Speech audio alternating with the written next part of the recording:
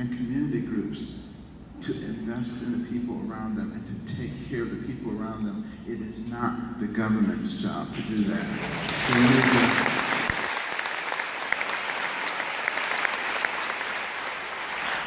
but they use these things as an excuse to continue to grow and expand. Right now, we have 4.1 million federal employees.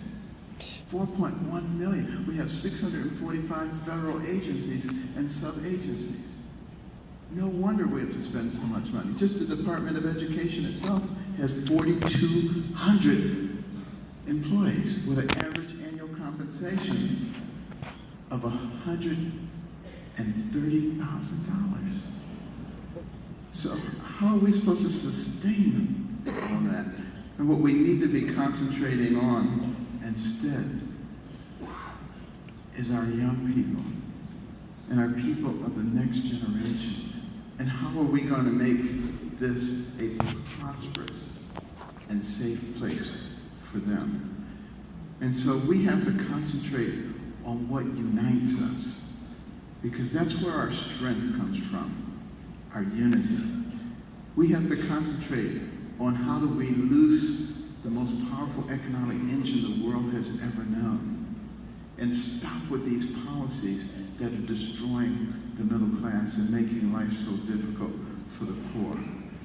We have to think about how do we protect our young people and the next generation, which means we have to start paying attention to our military once again. If our military is not right, nothing will be right.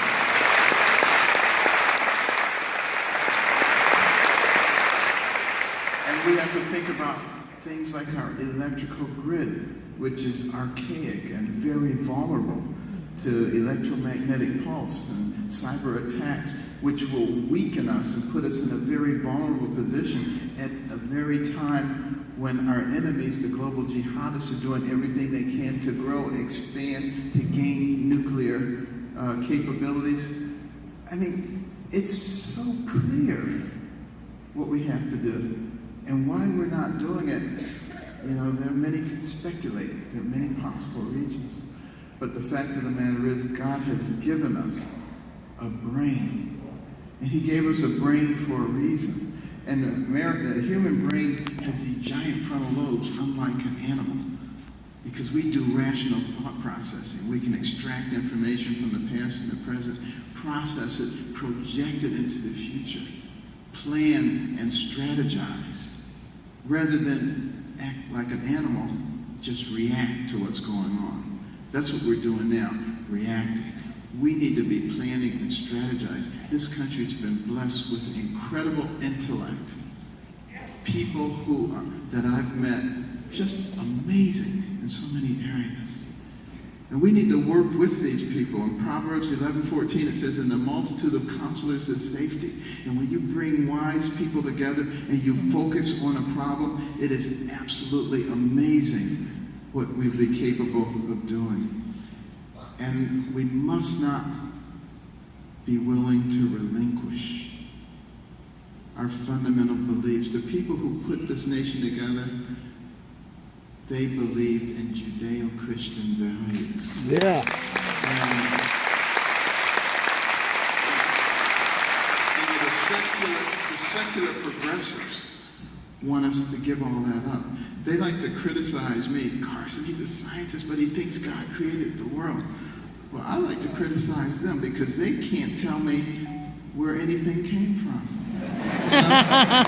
It just happened. Everything was just beautifully and well organized, and it just oh, come on, give me a break, you know? You know, that requires a lot more faith than it takes to believe in God, I gotta tell you.